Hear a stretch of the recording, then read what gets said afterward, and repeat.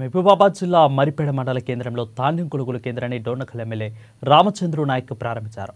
ఇక రైతు సంక్షేమమే ధ్యేయంగా ప్రభుత్వం పనిచేస్తుందని అన్నారు.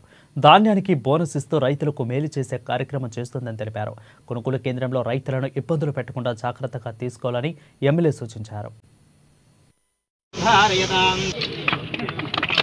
రైతు సంక్షేమంలో భాగంగా మరి సన్నాలకు 500 రూపాయల మద్దతు ధర ఇస్తూనే అదేవిధంగా సకాలంలో మరి విక్రయ కేంద్రాలన్నీ రాష్ట్రమంతటా ప్రారంభించడం.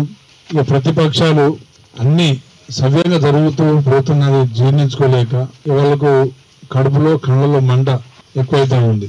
ఇప్పుడు ఈరోజు పేపర్లో చూసిన మద్దతు ధర ఇయ్యలేక ధాన్యం కొనుగోలు జాప్యం చేస్తామని చెప్పేసి నేను గత వారం నుంచి తిరుగుతున్నా. ప్రాంతాలపల్లి నుంచి అన్ని మండలాలు ధాన్యం ఇంకా ఇప్పుడిప్పుడే కేంద్రాల్లో వస్తున్నాయి. ఇంకా దాని తేమ చూస్తే 23-24 వస్తుంది. మామూలుగా 17 ఉండాలట తేమ. మాయిశ్చర్ చూస్తే 17 బిలో ఉండాలి. అట్లాంటిది 23-20 ఇంకా పచ్చినే ఉన్నాయి ధాన్యం. అవి కళ్ళాల్లో ఆరబెట్టి ఆరిన తర్వాతనే దానికి సరైన మాయిశ్చర్తో అమ్మితే రైతు కరెక్ట్ ధర పలికే అవకాశం ఉంటుంది. 23,000